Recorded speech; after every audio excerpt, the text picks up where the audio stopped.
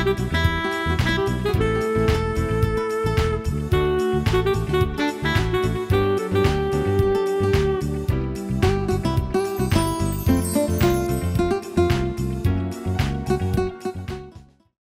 আপনাদের সবাইকে আমাদের বাংলা ভিশনের এই লাইভ আড্ডার আসর ভালোবাসা প্রাণে প্রাণে।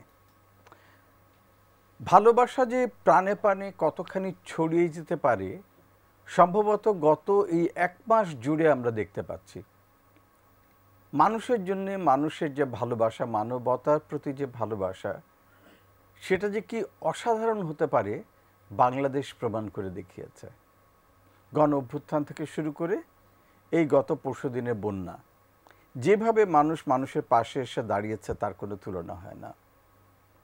এবং কালকে যেটা সোশ্যাল মিডিয়াতে বারবারই আসছিল যে এরকম বাংলাদেশের ছবি আর কবে দেখেছে বাংলাদেশ, যে যার মতন করে এগিয়ে আসছে সাহায্য করবার জন্য। মানুষ চলে যাচ্ছে বন্যা উপদ্রুত এলাকায়, ছোট ছোট শিশুরা পর্যন্ত এগিয়ে এসছে ত্রাণ বিতরণ করার কাজে। এবং সারা বাংলাদেশ জুড়ে যে প্রার্থনা, যে হাহাকার, যে একাত্মবোধ, এই বাংলাদেশ আমরা শেষ কবে দেখেছি? দেশের প্রতি এই যে ভালোবাসা, এই যে মমত্ববোধ, এটা যদি অটুট থাকে এই বাংলাদেশকে কে ঠেকাবে? কোনো উপায় নেই।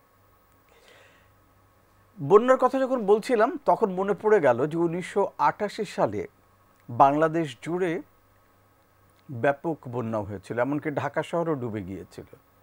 সে সময় সারা বাংলাদেশে বন্যা উপদ্রুত মানুষের সাহায্যার্থে এগিয়ে এসেছিল আমাদের বাংলাদেশের জনপ্রিয় সমস্ত ব্যান্ড, এবং তারা একসাথে মিলে ফ্লাড এইড কনসার্ট করেছিলেন তৎকালীন কন্টিনেন্টালে, হোটেল কন্টিনেন্টালের অডিটোরিয়ামে।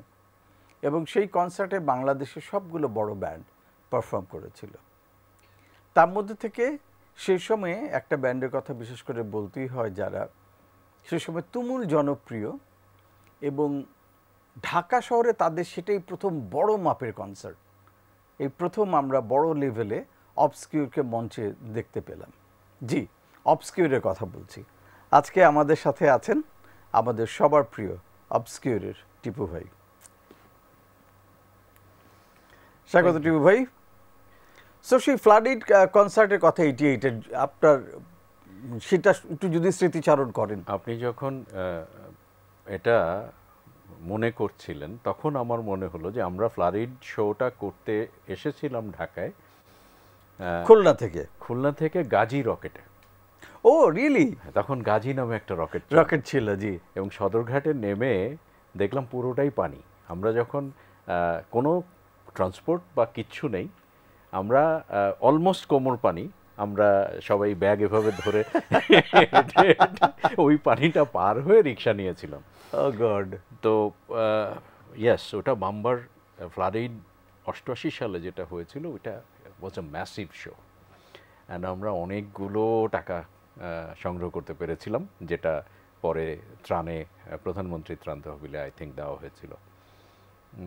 আর যেটা হচ্ছে যে অবস্কিউরের জন্য ঢাকার মেইন স্ট্রিমে এটা সবচেয়ে বড় শো ছিল, কারণ আমাদের 86-এ অ্যালবাম, 88-এ আরেকটা অ্যালবাম, এর মধ্যে ঢাকার বাইরে অনেকগুলো শো। আমরা তো একদম সমগ্র বাংলাদেশ 5 টন ছিলাম, বাদ দেইনি কোনো ঢাকা বাংলাদেশের কোনো জায়গা।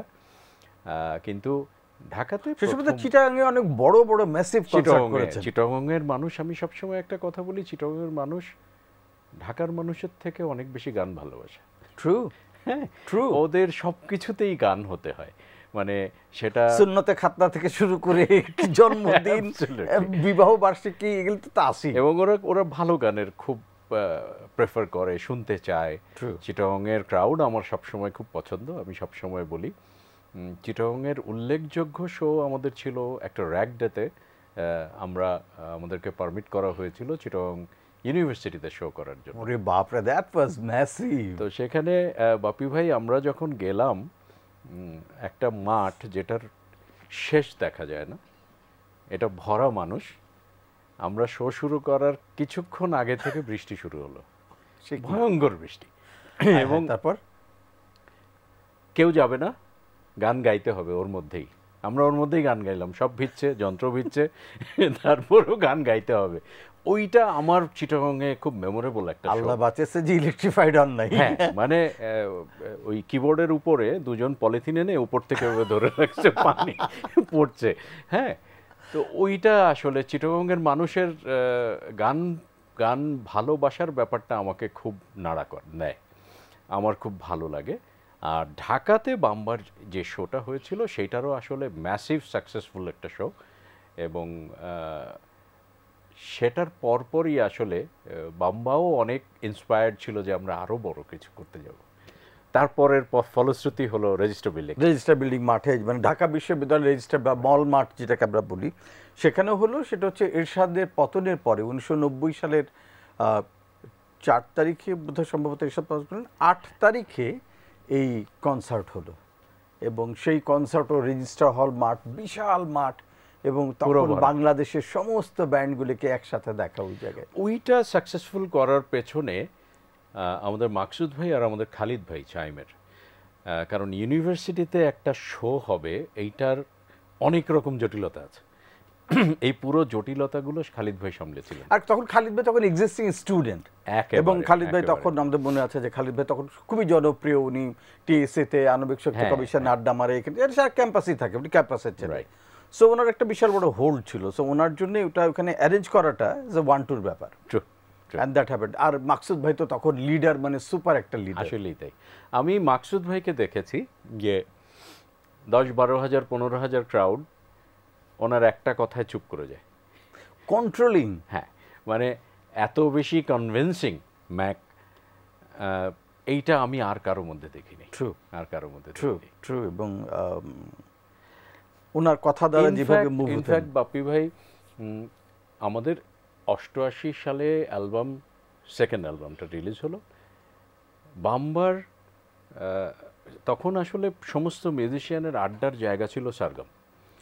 আমরা সারাদিনে একবার না একবার প্রত্যেকটা মিউজিশিয়ান সারগামে আসবেই স্টুডিওতে। এটা হচ্ছে কাকরাইলের মোড়ে নাইটিঙ্গেল উল্টা দিকে সারগাম একটা স্টুডিও, গলির মধ্যে ঢুকে তারপরে আপনার অ্যাবসলিউটলি ওইখানে একদিন যেটা হলো, বাম্বার ফরমেশনটা আমি যতটুকু আমি মনে করতে পারি যে বসে আছি, এর মধ্যে আমাদের নকিব ভাই, সিনিয়র মানুষগুলো যারা যারা ছিলেন, এরা সব এসে এরকম একটা প্ল্যান বললেন যে আমরা ব্যান্ডদের জন্য একটা কিছু করতে চাই। এটা আসলে আসে যতদূর আমার মনে পড়ে যে ফ্লাড এইড যখন হলো, তখনই উদয়ন স্কুল এটার সাথে খুব ডাইরেক্টলি রিলেটেড। শফিকরা ছিল, শফিক ছিল সেখানে, এবং মানে উদয়নের শফিক। তো ও এটার ব্যাপারে, এবং সে সময় বাম্বাকে সাপোর্ট দেওয়া, লাইভ এইড কনসার্টটা করা, ওরাই এটা নিয়ে আসে যে আমরা একটা কনসার্ট করি, টাকায় করি। এবং লাইক বাম্বা যে ফর্ম হলো, ওর বাসাতে মগবাজারে বাসা ছিল, আপনার যদি মনে থাকে। হ্যাঁ, ওই যে মগবাজার মোড়ের ভিতর দিয়ে, রাইট। সো ওই বাসায় বসে কিন্তু সবাই মিলে এই বাম্বার ব্যাপারে আড্ডা দেয়া, এবং এগিয়ে এলো উদয়নের ছেলে মেয়েরা। ইনফ্যাক্ট শফিক ভাইদের যে সাপোর্টটা বাম্বার জন্য ইনফ্যাক্ট এখনো আছে, রাইট। মানে আপনি এখনো যদি শফিক ভাইকে বলা হয় যে বাম্বা একটা কিছু করতে চাই, উদয়ন ভাই, শফিক ভাই বলে আমি আছি, যা লাগবে আমি আছি। এইটা আসলে ওনার ভালোবাসা, গানের প্রতি ভালোবাসা। শফিকের বিশাল বড় একটা, শফিক এবং উদয়ন তাদের বিশাল বড় অবদান বাম্বার প্রতি। পুরোনো দিনের কথা যখন এলো, টিউ ভাই, আমরা এমন একটা পুরোনো দিনের সে গল্পতে ফিরে যাই যেটা হয়তো আমাদের অনেকের অজানা।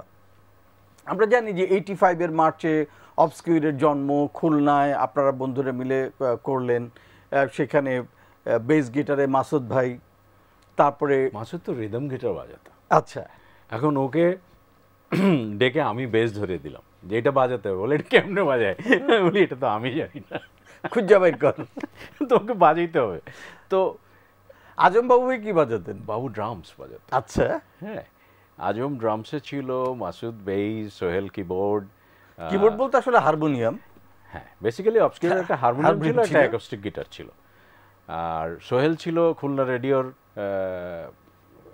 রবীন্দ্রসঙ্গীতে এনলিস্টেড আর্টিস্ট। আচ্ছা। তো জন চার্চে পাদ্রির কাছে ক্লাসিক্যাল গিটার শিখেছে, এটা গুড এনাফ, আইসা পড়ো, ঠিক আছে। তো জন আর তুষার ছিল আমাদের, ও রিদম গিটারিস্ট ছিল। অবস্কিউর যখন শুরু করি তখন মেম্বার কিন্তু প্রচুর। আমাদের প্রথম অ্যালবামের কাভার দেখলে দেখবেন আমাদের দুজন গীতিকারও ছিল, এনলিস্টেড গীতিকার, সোহেল আলম চৌধুরী আর এহসান। এহসান, রাইট। তো মাঝরাতে চাঁদ তো এহসান ওনার লেখা। এহসানের লেখা। তো বেসিক্যালি আমরা কেউ কিছু বাজাতে পারতাম না ওইভাবে, আর যন্ত্রও তো ছিল না। ফার্স্ট অ্যালবাম যখন আমরা করতে যাব, সেখানে খুব ইন্সপায়ারেশনের জায়গাটা ছিল আমাদের পান্না ভাই, আজমবাবুর বড় ভাই। পান্না ভাই তখন সারগাম স্টুডিওটা মাত্র হয়েছে, অ্যান্ড সারগাম স্টুডিওর রেকর্ডিস্ট হিসাবে পান্না ভাই জয়েন করছেন। বাদুল ভাই আর পান্না ভাই সারাদিন স্টুডিওতে নিজেরা তাল লাগায়, জোড়া লাগায়, এগুলো করে। তো পান্না ভাই এর মধ্যে একসময় খুলনা যখন আসলেন, বললেন যে আমি তখন চাইম থেকে মাত্র বেরিয়েছি, চাইমের বাংলা গানগুলো আমি গাই, যেগুলো খালিদ ভাই থাকতে কখনো গাওয়ার সাহস হয়নি আমার। ঠিক আছে। তো পান্না ভাই বললো যে না, এভাবে না, নিজেদের গান লাগবে। এই জিনিসটা সারা জীবন আমার মনে থাকবে, কারণ অবস্কিউর কিন্তু নিজেদের গান করা শুরু করলো এক পান্না ভাইয়ের কথায়, কারণ তার আগে সব কাভার সং। আমরা কিছু ইংরেজি করতাম আর চাইমের বাংলাগুলো গাইতাম। অবস্কিউর যে একটা জার্নি হবে আমার লাইফে, এটা আমি কখনোই ভাবিনি। তো পান্না ভাই বলার পরে আমাদের শুরু হয়ে গেল গান লেখা আর সুর করা। যন্ত্র কিন্তু তখনও নাই, অ্যাকোস্টিক গিটার আর হারমোনিয়াম। তো গান লেখা সুর করতে করতে আমরা প্রায় আই থিঙ্ক 36টা গান রেডি হলো। পান্না ভাই আমাদেরকে যেটা বললেন যে আমি একদম নমিনাল একটা খরচে একটা অ্যালবাম করব, এবং বাদলের সাথে আমার কথা হয়েছে, যদি তোদের গান ভালো হয় তাইলে বাদল এটা সারগাম থেকে বের করবে। তো এটা আমাদের জন্য সিরিয়াস অপরচুনিটি, কারণ এই রকম কিছুই করি নাই, হঠাৎ করে এরকম একটা সুযোগ পাওয়া। তো 36টা গান রেডি হওয়ার পরে আমরা যেটা করলাম, পান্না ভাইকে বললাম আমরা রেডি, গান রেডি, কি বাজাবো জানি না।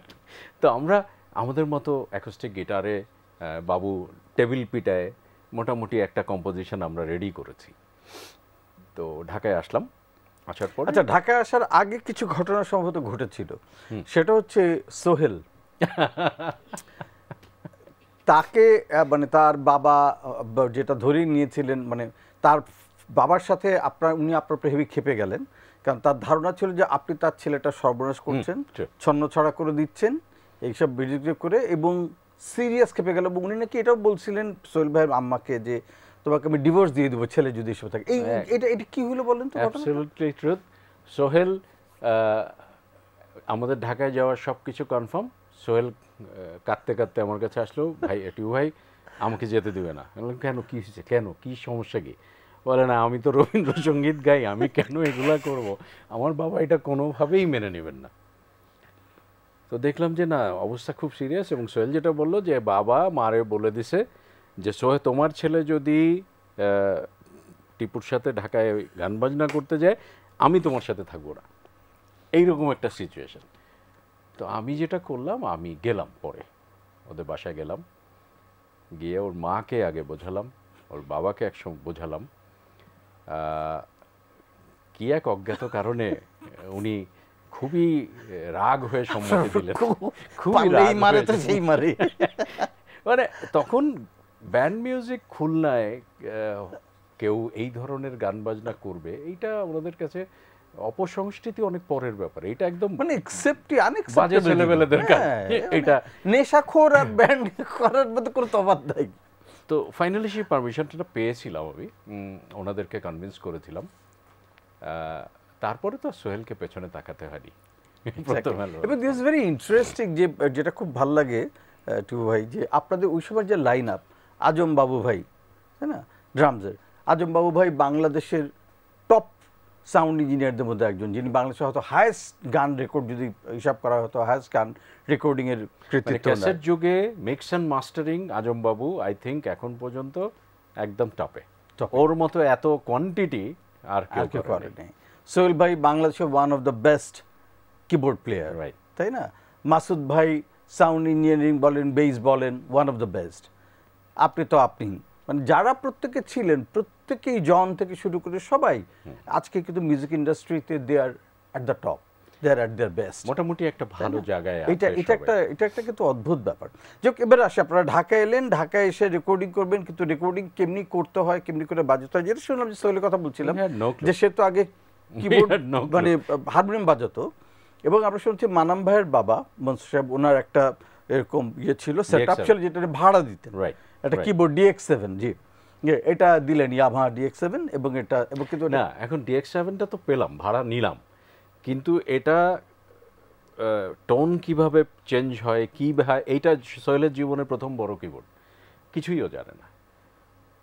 তখন যেহেতু সারগামে রেকর্ডিংটা হবে, সারগামে তখন ফিডব্যাকের বাবু ভাই, লাবু ভাই, মাকসুদ ভাই, সবার আড্ডা তো হয়। সবাই, হ্যাঁ, মাকসুদ জামিল, মিন্টু ভাই, বাবু ভাইকে তখন বাবু ভাই আর মিন্টু ভাই নিজের থেকে আসলেন যে সোহেল এই টোনটা দিয়ে এটা বাজাও, মানে টোন সিলেকশনগুলা কেমনে চেঞ্জ করে এটাও তো সোহেল জানতো না।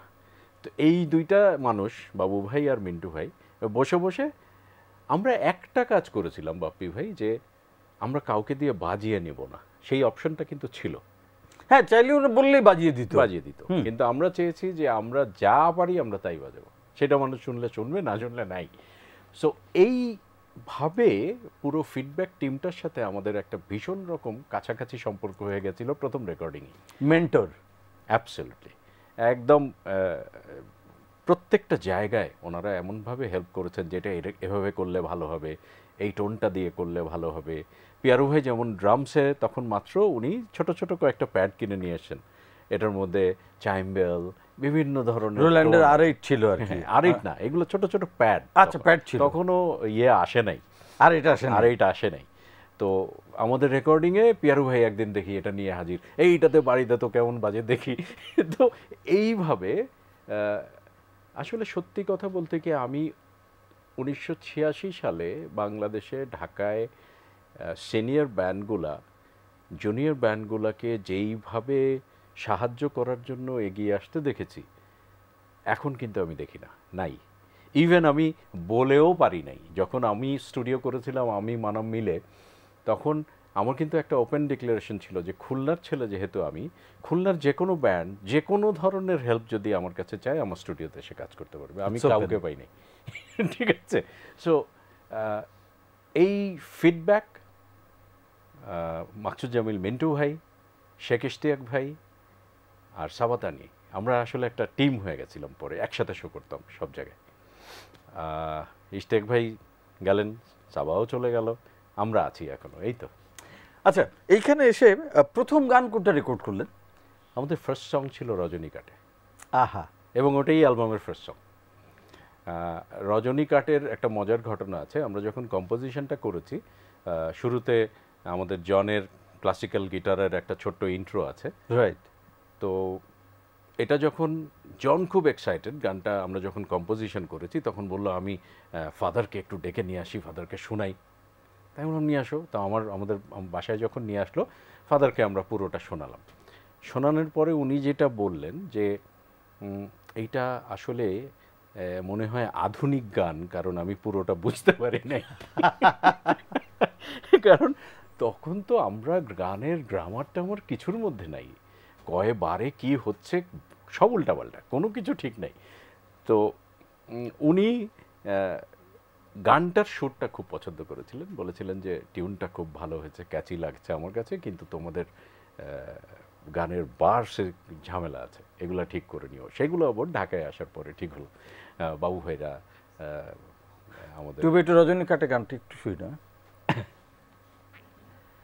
সাঁঝের বেলায় চাঁদের কি আধারে মিলায় সুখের পাখি, নিয়তি আমার তোমায় খোঁজে, অশ্রু ঘেরা অনুভবে রজনী কাটে, রবির ছোঁয়ায় পাখিরা হারায় সুরের খেয়ায়। সুইট একটা গান, সুইট একটা গান। এরপরে যেটা হয়, আমরা ইনফ্যাক্ট প্রথম অ্যালবামে আমাদের বেশ কিছু বিষয়ধর্মী গান রাখার চেষ্টা করেছিলাম, তার মধ্যে একটা ছিল কলিকালের ভণ্ড বাবা। এই গানটা নিয়ে আপনি আলাদা করে জানতে চাই যে কলিকালে ভণ্ড বাবা গানটা এলো কিভাবে? এটা হলো যখন আমার বাসায় ওই পেয়ারা গাছের তলে বসে গান লেখা হচ্ছে, হ্যাঁ, তখন একদিন সোহেল আলম চৌধুরী দৌড় দিয়ে আসলো, মামা পাবনায় এক ভণ্ডপীঠ ধরা পড়ছে। বললাম হ্যাঁ ভালো কথা, বলে একটা গান লিখি তারে নিয়ে। তাই বললাম ঠিক আছে চলো, ভালো সুন্দর ভণ্ডপীঠ নিয়ে। আচ্ছা, তো ও যখন রাফ লিখে নিয়ে আসলো তখন আমি আরো মিলে বসে বাকিটুক কমপ্লিট করলাম। সেখান থেকেই আসলে ভণ্ড বাবা। এবং একটা কালজয়ী গান, মানে ওই সবে কলি কালের ভণ্ড পাড়া, এটা মানে যে কি যে জনপ্রিয়। ইভেন এইটা একটা সিনেমাতে হঠাৎ করে আমি একদিন দেখছি, সিরিয়াসলি এটা সিনেমাতে ইউজ করা হয়েছে, যদিও আমরা কিছু জানি না সেটার ব্যাপারে। কপিরাইটের কোনো বালাই নেই, কোনো বালাই নেই, কোনো বালাই নেই। বাট আসলে অসম্ভব জনপ্রিয় একটা গান ছিল। আমার মনে আছে ধরেন চিটাগং কনসার্টগুলোতে ওই ফার্স্ট ইন্ট্রোটা শুরু হওয়া মাত্র মানুষের চিৎকার আর লাফালাফি শুরু হয়ে যেত এই গান। আল্লাহ, কলিকালে ভণ্ড বাবা, এটা যে মানে এটা বোধহয় দুজন মিলে গিয়েছিলেন, আমি আর সোহেল। রাইট, কারণ গানটা এমন একদমে পুরোটা গাওয়াটা যাবে, আর অনেকগুলো ভার্সেস তো, বাবা রে বাবা। বেসিক্যালি আমি আর সোহেল মিলে গাইলাম। আর সোহেল যেহেতু রবীন্দ্রসঙ্গীত গায়, ওর ফ্যামিলির একটা ইচ্ছা ছিল, সুপ্ত ইচ্ছা, যে না সোহেলও গাইবে। আচ্ছা, রাইট। তো সেই জন্যই ওটার মধ্যে দিয়ে সেই ইচ্ছাটা পূরণ হলো। আমি ইনফ্যাক্ট আমি ব্যান্ডের যেই একটু গাইতে চেয়েছে কখনো আমি তাকেই বলেছি না গাও। যেমন সোহেল কিন্তু সেকেন্ড অ্যালবামেও গান গেয়েছে, ওর একদম ইন্ডিভিজুয়াল গান আছে, সারা রাত জেগেছি একা। এরপরে যখন পরের দিকে রাজীব জয়েন করলো গিটারিস্ট হিসাবে, অনেক পরে 2007-এ, তখন রাজীবের কিন্তু প্রতি অ্যালবামে একটা করে সোলো গান আছে। আচ্ছা, যেটা শুনেছিলাম যে প্রথম অ্যালবামের রেকর্ডিংয়ের সময় যেটা ঘটেছিল, যে আপনাদেরকে বোধহয় রাত্রেবেলা রেকর্ড করার জন্য পারমিশন দেওয়া হয়েছিল, কারণ দিনের বেলা সিনিয়র ব্যান্ড, সিনিয়র আর্টিস্ট করবে না, কারণ সারগামের প্রথম ব্যান্ড আমরা। ও আচ্ছা, তাহলে সিনিয়র আর্টিস্ট যারা ছিলেন তাদের জন্য, মানে সেখানে তো শেষ নাই, তপনদা থেকে শুরু করে লাকি ভাই, তপনদা, এদের সাথে তো মানে আমার আইডল তখন এনারা। স্পেশালি আমি কিন্তু বাংলা গানে আগ্রহী হয়েছি সোলসের কান্দ কানে মন শোনার পর। আমি তপনদার এমনই ভক্ত হয়েছি, আমি এত বেশি ইন্সপায়ার্ড হয়েছি, আমার কাছে মনে হচ্ছে না আমি গান গাইব, যেহেতু আমি পারি আমি গাইব। কিছুই শিখি নাই কিন্তু গাচ্ছি তো, তাই না? তো কেউ তো গালাগালি করছে না, বলছে না আমি ঠিক গাইছি। সো ওইটা আমার মেইন ইন্সপিরেশন তপনদা। তো পরে যখন তপনদাকে আমি স্টুডিওতে দেখেছি তখন আমার গলা দিয়ে আওয়াজ বেরোয়নি। আচ্ছা, যেটা হলো যে সারগামে সকাল থেকে অনেক বিখ্যাত মানুষের শিফট চলে। আমরা অখ্যাত একটা খুলনার থেকে উঠে আসা ব্যান্ড, যাদেরকে বাদল ভাই এগ্রি করলেন রাত 12টা থেকে সকাল 6টা বা 7টা পর্যন্ত টাইম দেওয়া যাবে, স্টুডিও পাবা। হ্যাঁ, 2টা ফুল শিফট 4 8,000 টাকা, একটা ফুল শিফট মিক্সিং 8 12,000 টাকা। এই 12,000 টাকা কোত্থেকে আসবে? কারণ আমার ব্যান্ডের যারা, তারা আমার বাসায় যখন এই গান লেখা বা প্র্যাকটিসে আসতো, এই প্রত্যেকটা রিক্সা ভাড়া আমি দিতাম। মানে এতই ছোট ওরা রিক্সা ভাড়া দেওয়ার মতো অবস্থার মধ্যেও নাই। সো এই 12,000 টাকা আমার বাবাকে আমি জোর করেছিলাম যে বাবা এটা দিতে হবে। আমার মনে পড়ে এখনো, অ্যালবাম করার জন্য খরচ হচ্ছে 12,000 টাকা। এটা সারগামকে দিতে হবে, স্টুডিও ভাড়া, আসা যাওয়া এগুলো হয়ে যাবে, পার্সোনাল যার এগুলো হয়ে যাবে। কিন্তু সারগাম স্টুডিওকে দিতে হলে 12,000 টাকা, 12,000 টাকা লাগবেই। তো বাবা আমাকে জিজ্ঞেস করেছিলেন 12,000 টাকা দিয়ে কি হবে? আমি বললাম গান রেকর্ডিং করবো। বলে গান গায় তোর বড় বোন, তুই কেন গান রেকর্ডিং করবি কেন? তো তার কোনো ধারণাই নাই যে আমি আসলে গান গাইছি বা গান গাওয়ার চেষ্টা করছি। যাই হোক, বাবা টাকাটা দিয়েছিলেন, সেই টাকায় 3টা ফুল শিফট। তো রাতের বেলায় আমরা 2 রাতে মিউজিক ট্র্যাক করতে নামলাম। মিউজিক ট্র্যাক করতে নেমে তো ভয়াবহ অবস্থা, জন কিছুতেই গিটার লিড জায়গা মতো বাজে না, আর 8 ট্র্যাকের রেকর্ডিং তখন। কারো তো কোনো এক্সপিরিয়েন্স নাই। একটা সময় প্রথম স্টুডিওতে যাওয়া, কিভাবে কাজ হয়, কিভাবে গান রেকর্ড করে, নোবডি নোজ, কেউ কিচ্ছু জানে না। ধরেন সোহেল ওর প্লেয়িং, আর বাবু ভাই এবং মিন্টু ভাই যেভাবে ওকে হেল্প করেছে, ওর জটিলতা হয়নি। আমার জটিলতা হয়েছে স্পেশালি জনকে নিয়ে, কারণ গিটার জায়গা মতো বাজেই না। এমন একটা পর্যায়ে গেল যে জন বলল আমি এতই ওর সাথে চেঁচামেচি করেছি, ও বললো আমি বাজাবো না। মানে এত মিস্টেক হচ্ছে বারবার টেক করতে হচ্ছে। আমার গালাগালি, কারণ আমি তো হচ্ছে পুরো জিনিসটা আমি তো হাই মানে সিরিয়াস টেন্স যে 3 রাতের মধ্যে আমাদেরকে শেষ করতেই হবে, নাহলে 12,000 টাকার বেশি বিল হয়ে যাবে, ওই টাকা দিব কোথায়? দিতে পারবো না। তো এই এক পর্যায়ে জন বলল আমি বাজাবো না, আর আমি কোমর থেকে বেল্ট খুললাম, আমি পিটায় তোকে মেরেই ফেলবো। এই পর্যায়ে রেকর্ডিং এর চলছে, পান্না ভাইরা এসে ঠেকালেন। যাই হোক, অনেক বোঝায় সুঝায় সেগুলোও কমপ্লিট হলো। বাবুর ড্রামস প্লেয়িং, সেখানেও তখন তো আর মেট্রোনমে বাজানোর অভ্যাস কারো নাই। প্রথম অ্যালবামটা শুনলে বোঝা যায় বহু জায়গায় চড়ে যাচ্ছে, আবার নেমে যাচ্ছে, এগুলো হয়েছে। কিন্তু বাপ্পি ভাই আমরা আসলে প্রথম 2 রাতে মিউজিক ট্র্যাক করার পরে 3rd রাতে আমি যখন গান গাইবো 12টা থেকে 6টা, রাইট, আমার severe diarrhoea. Oh God. And সারগামে নিচের তলায়, একতলায় স্টুডিও, দোতলায় বাথরুম। ধরেন 2টা বা 1টা করে গান অর্ধেক গেয়ে আমার বাথরুম চাপলেই আমি দৌড় দিয়ে দোতলায় চলে যাই, আবার আসি। বিভীষিকা ছিল আসলে। ও মাই গড, 12টা গান এই 8 ঘন্টার মধ্যে রেকর্ড করা, তার মধ্যে এই শরীরের অবস্থা। আমি ওই আমরা যেটা করেছিলাম যে ভোরে যখন কাজ শেষ করেছি, পান্না ভাই ফাইনালি বললেন যে না হয়েছে, আর লাগবে না, enough, your done, your through. তো সারগামের সামনে কাকরাইলের ফুটপাথে আমরা সবাই বসা, সকাল মানে তখন অন্ধকার।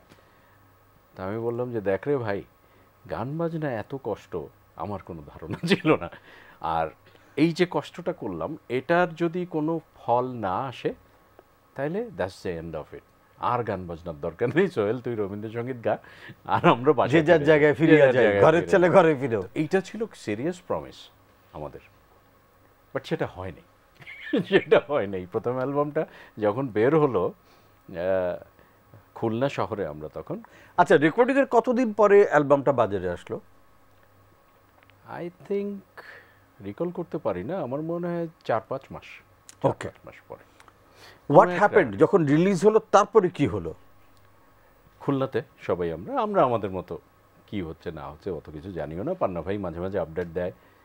তো যেদিন রিলিজ হলো, খুলনা নিউ মার্কেট থেকে শুরু করে ডাকবাংলার মোড়, প্রত্যেকটা জায়গায় ক্যাসেটের দোকান। হ্যাঁ, তখন তো ক্যাসেটই চলে। ক্যাসেটের দোকানে হাই ভলিউমে আমাদের গান বাজছে। এই খবরে এসে একজন আমাকে দিল যে অবস্কিউরের গান বাজতেছে। দৌড় সবাই, কোথায় বাজে, কি হয়। গেলাম, গিয়ে দেখি ভয়ঙ্কর অবস্থা। মানে আপনারা তখন কাভার টাভারও দেখেননি? কাভার কেমন? কাভার দেখেছি, বিকজ বাদল ভাইয়ের নিজের হাতে আঁকা ওটা, বাট ফিনিশ প্রোডাক্ট আমরা দেখিনি তখন। আচ্ছা, আমরা এখানে একটু থামি, ছোট্ট একটা বিরতি নেই। এরপরে এসে এই অ্যালবাম, এই কাভার, এই যে মোড়ে গিয়ে তখনও হাতে ক্যাসেট না পাওয়া, এই গল্পটা ফিরে এসে তারপর শুনবো। কি দারুণ একটা গল্প না, যে সেই 86 সালের অ্যালবাম রিলিজ হচ্ছে, অবস্কিউর প্রথম কাজ করছে, এবং সেই আমরা অ্যালবাম শুনেছি কিন্তু সেই অ্যালবামের পেছনের গল্প আমাদের শোনা হয়নি।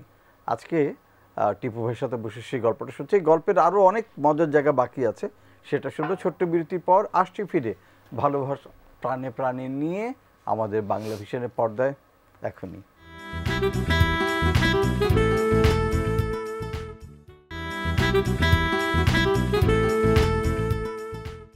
স্বাগত আরও একবার আমাদের বাংলা ভিশনের পর্দায়। আমরা আছি সরাসরি আপনার সাথে লাইভ, এবং আমাদের এই আয়োজন ভালোবাসা প্রাণে প্রাণে।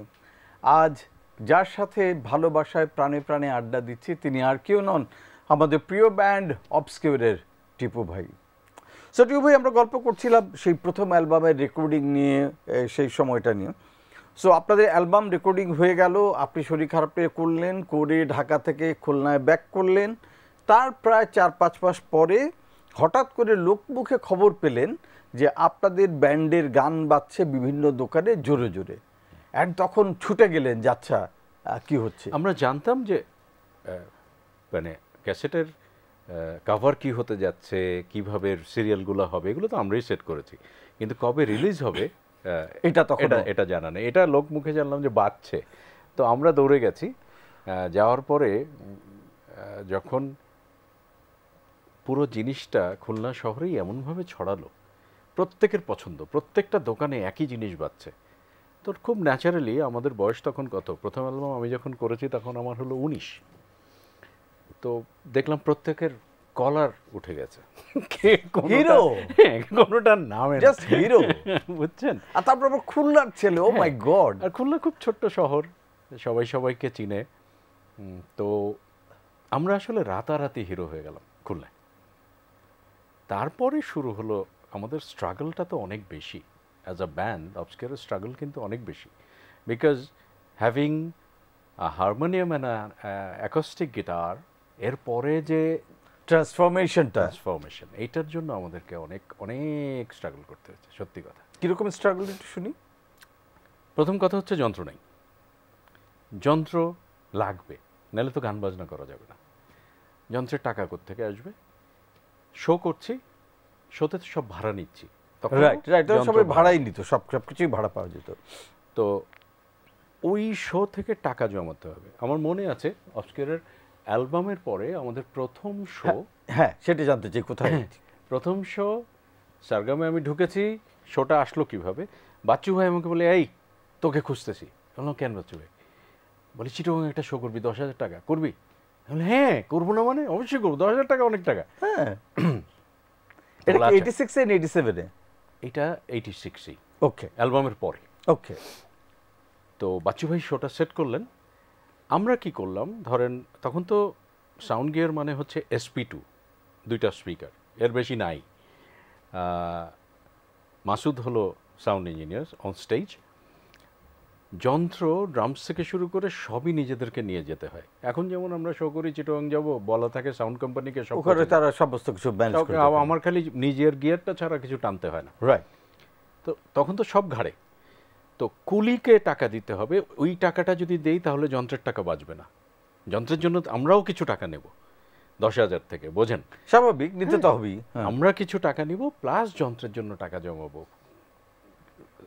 আমরা ট্রেনে করে চিটাগং যাব, সো কুলির কাজ আমাদেরই করতে হবে। শামীমের ঘাড়ে ড্রামস, কিক ড্রাম ঘাড়ে উঠে নিয়ে চলে গেল, আমরা প্রত্যেকে যন্ত্র টানছি নিজেরটা, এই যা যা ভাড়া করা হয়েছে।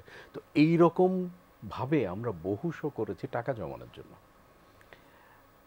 ওই টাইমটা আমাদের আসলে যন্ত্র কেনার জন্য প্রচুর কষ্ট করেছি। কিন্তু ফাইনালি যখন আমি সিঙ্গাপুরে গেলাম, পুরো ব্যান্ডের গিয়ার আমি যখন কিনে আনলাম, আমার মনে আছে 18 পিসেসের টামা ড্রাম কিট আমরা শিশু একাডেমি না কোন একটা একাডেমিতে প্রথম শোতে আমরা উঠালাম। তখন বাকি ব্যান্ডগুলো এসে এসে আমাদের ড্রাম কিটটা খালি দেখছে, যেটা কোত্থেকে আসছে এরকম একটা কিট। আমি তো নিজে গিয়ে পছন্দ করে কিনেছি, এবং ওখানে কোনো কমতি নেই। সোহেলের জন্য D50, মাসুদের জন্য TNT 150 বোধহয় বেইজ অ্যাম্প, 150 বেইজে ছিল, মডেল নাম্বার ছিল। সেই বেইজ অ্যাম্প এয়ারপোর্টে আমি উঠাতে গিয়ে আমার কোমরে টান খেলাম। ইতিহাসের কোনো শেষ নেই বাপ্পি ভাই। কিন্তু অবস্কিউর ফাইনালি, তারপরে আমার অবশ্যই বলতে হবে অভিকের কথা। শামসুন্নাহার হলে অভিকের যে গ্যারাজগুলো ছিল, ওখানে ওর মার সাথে কথা বলে আমাকে প্র্যাকটিসের জন্য ওরা একটা রুম বললো, একটা গ্যারেজ টিউব ভাই আপনি সেট করে নেন। তো আমরা হার্ডবোর্ড লাগিয়ে ওটাকে এসি টেসি লাগিয়ে হেভি করলাম। তো ওই যে 3 মাস টানা প্র্যাকটিস করেছি। ইভেন LRB যখন ফর্ম হলো পরে, বাচ্চু ভাইও ওখানে প্র্যাকটিস করেছে, কারণ LRBরও প্র্যাকটিস প্যাড ছিল না। ঢাকাতে একটা প্র্যাকটিস প্যাড পাওয়া যখন বিশাল বড় ব্যাপার। এখন যেমন ইজি সব জায়গায় ভাড়া পাওয়া যায়, গেলে বলের সব রেডি থাকে, তখন তো ছিল না এগুলো। তো অভিকের নামটা ওখানে আসেই, বিকজ ওইখান থেকেই পেপার রাইমের জন্ম হলো। হ্যাঁ, যেহেতু আমাদের সমস্ত যন্ত্র আছে, এবং ওরা তখন ওই পিচ্চিরা ওগুলি ওখানে, সুমন, তারপরে ওপেল, অভিক, সাদ, এরা মিলে পেপার রাইম করে আমাদের উপরে। সুইট একটা ব্যান্ড, অ্যাবসলিউটলি। এবং অ্যাবসলিউটলি ওই যে 12,000 টাকা যে খরচ করলেন অ্যালবাম করার পেছনে, এই 12,000 টাকা ফেরত পেয়েছিলেন? বা অ্যালবামটা কেনার জন্য কি সারগাম আপনাদের কোনো কিছু পে করলো? সারগাম আমাদেরকে 12,000 টাকাই ফেরত দিয়েছিল, আর কোনো টাকা দিল না। কিন্তু প্রথম অ্যালবাম বিক্রি করতে সারগাম যথেষ্ট আয় করেছিল আপনাদের এই অ্যালবাম, মানে হিউজ হিউজ হিউজ সেল। বাদল ভাই, এরা তো আসলে কখনো সত্যি কথা বলে না, কিন্তু বাদল ভাই বলতো। আচ্ছা, বাদল ভাই বলেছিল অনেক ভালো হয়েছে, তার মানে আমরা বুঝে নিয়েছি। অফকোর্স এমন কোনো বাসা নাই যে বাসায় অবস্কিউর অ্যালবাম নাই। ট্রু ট্রু, তাই না? যার জন্য বাপ্পি ভাই প্রথম অ্যালবাম 12,000 টাকা, পরের অ্যালবাম সারগাম আমাদেরকে দিল 3 লাখ টাকা। 3 লাখ? 3 লাখ টাকা। এটা 1988-এ? 88-এ। তারপরে আজকের দিনে 30 lakh minimum, minimum 30 lakh. Wow, right. So 86, 85-এ যাত্রা, 86-এ অ্যালবাম, দিস ইজ 2024। সো প্রায় 40 বছর এবং সো এই 40 বছরের যাত্রায় আজকে অবস্কিউর কোথায় দাঁড়িয়ে? আমি না আপনি যদি বলেন ব্যান্ড টুয়ার্ডস ব্যান্ডটাকে ধরে রাখার জন্য আমার যত রকমের চেষ্টা, আমি তো ওয়ান ম্যান শো, আসলে আমি একা, বহু উত্থান পতন গেছে। আমি নিজে এক সময় অভিমান করে মিউজিক ছেড়ে দিয়েছি, আমি করব না, প্রায় 10 বছর ছেড়েছি। কিন্তু আসলে মিউজিকটা এমন যে ওটা রক্তে যদি থাকে আপনি ঘুরে ঘুরে ফেরত আসবেনই। তারপরে যেটা হয়েছে, আমি ফেরত এসেছি ব্যান্ডটাকে নিয়ে, বিভিন্ন মেম্বার জয়েন করছে, চলে গেছে, স্ট্রাগল করেছি। এখন এসে অবস্কিউর এমন একটা জায়গায় দাঁড়িয়েছে, একটা সলিড লাইন আপ।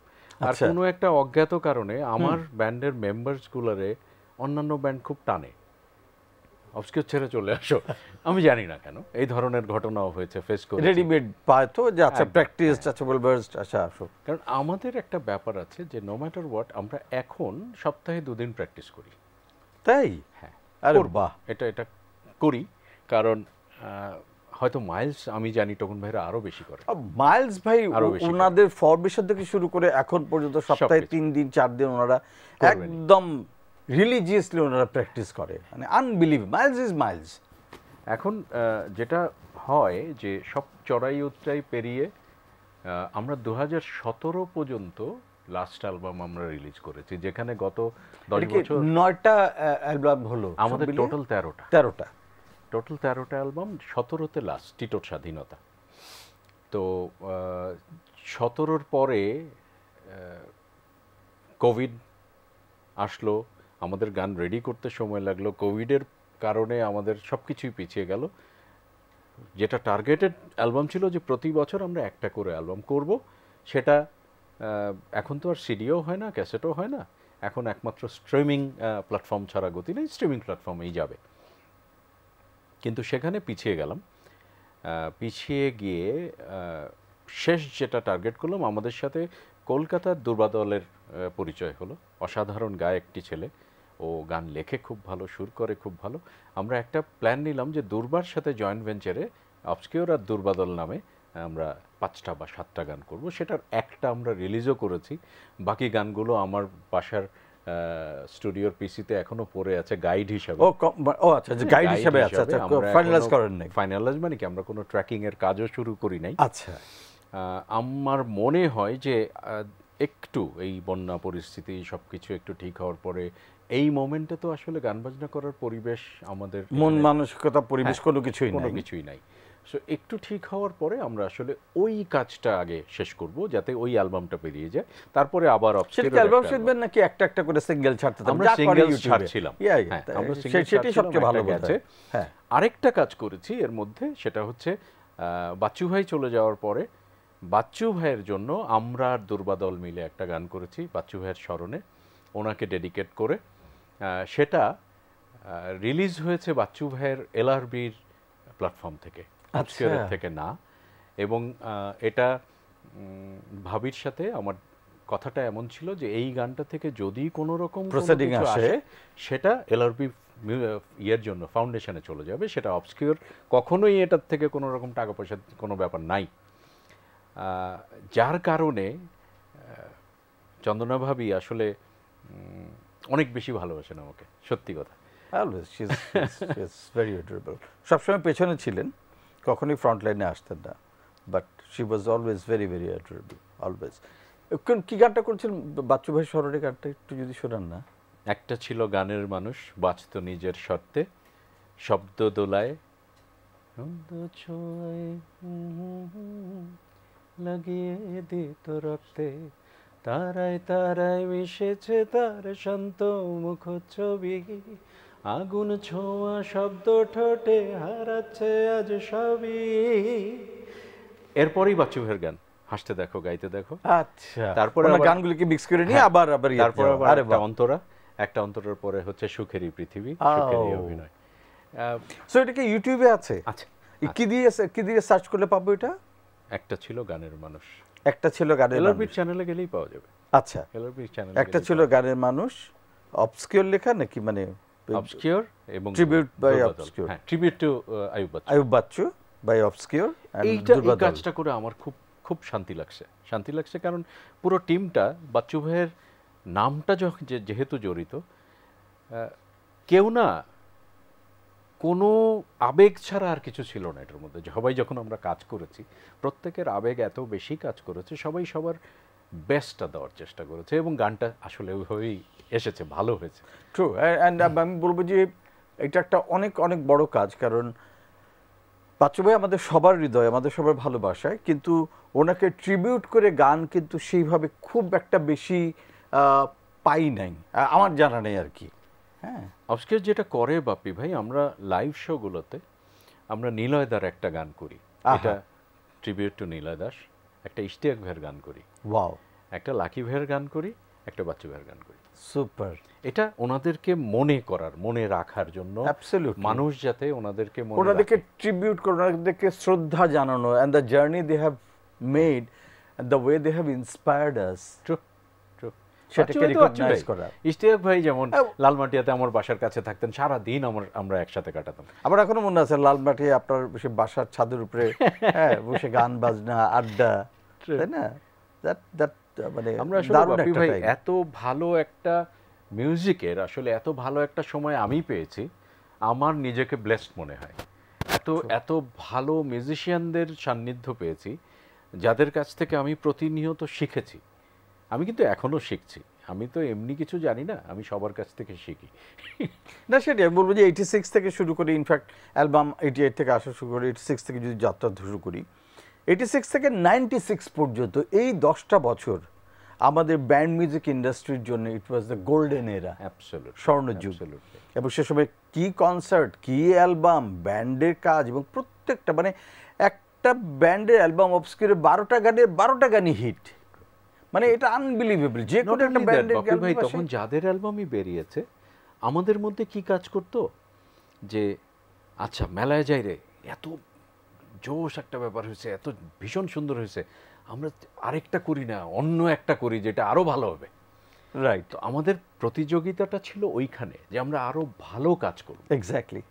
হ্যাঁ, এবং আমি বলবো যে আপনাদের যে কন্ট্রিবিউশন, এই যে পজিটিভিটি, এটাই আসলে একটা স্বর্ণযুগ আমাদেরকে উপহার দিয়েছে। অ্যান্ড থ্যাংক ইউ টিপু ভাই, আমাদেরকে এই অসাধারণ আমাদের তারুণ্যকে উপহার দেওয়ার জন্য, আমাদেরকে এত সুন্দর মোমেন্ট উপহার দেওয়ার জন্য, এবং সেই সময় ব্যান্ড মিউজিকের যে কন্ট্রিবিউশন, অ্যাটলিস্ট আমরা যারা ছিলাম আমরা জানি যে আমরা কতটা মুগ্ধ শ্রোতা ছিলাম, এবং তখন লাইভ কনসার্ট হওয়া মানে যাইতেই হবে, দেখতেই হবে, এটা একটা বিশাল বড় ব্যাপার ছিল। সো থ্যাংক ইউ ফর আমাদের তারুণ্যকে এরকম বর্ণিল করার জন্য, এরকম অসাধারণ আনন্দময় করার জন্য। আমি বাপি ভাই একটা কথা সবসময় বলি যে মিউজিক নিয়ে আমার লাইফে কোনো রিগ্রেট নাই। আমার প্রচুর কষ্ট হয়েছে, আমি যে পর্যায়ে আছি, যেখানে এসছি, বাংলাদেশের যেই পরিমাণ মানুষ আমাকে ভালোবাসে, আমি সেটা ডিজার্ভ করি কি না আমি সেটা চিন্তা করি, যার কারণে আমার কোনো ধরনের রিগ্রেট নাই। আল্লাহ তাআলা আমাকে যেখানে নিয়েছেন বা মানুষ আমাকে যেই পরিমাণ ভালোবাসে, আমি একদম অ্যাবসলিউট হ্যাপি উইথ ইট। আর কিছু চাওয়ার নেই জীবনে, এনাফ, তাই না? ভালোবাসা পেলে আর কি লাগে? আর কিছু লাগে না। এটাই আসলে, এটাই হচ্ছে একজন শিল্পীর জীবনের সবচেয়ে বড় তৃপ্তি। তিনি কত অর্থবিত্তার মালিক হলে সেটা ব্যাপার না, এই যে ভালোবাসায় মগ্ন হয়ে থাকা, যেখানে উনি যাচ্ছেন সবাই আরে টিপু ভাই কেমন আছেন, আপনার অনেকদিন গান শুনে, এই যে কাছে ডেকে কথা বলা, আপন মানুষের মতন কথা বলা, এটাই হচ্ছে একটা শিল্পীর পরম পাওয়া।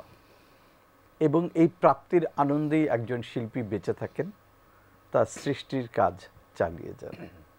সো ধন্যবাদ টিপু ভাই, আজকে আমাদেরকে একটা দারুণ আড্ডা মোমেন্ট দেবার জন্যে। ধন্যবাদ আপনাদেরকে যারা রইলেন আমাদের সাথে আজকের এই লাইভ আড্ডায়। ভালোবাসা প্রাণে প্রাণে। দেখা হবে আমাদের আগামী কোনো এপিসোডে। ভালো থাকবেন।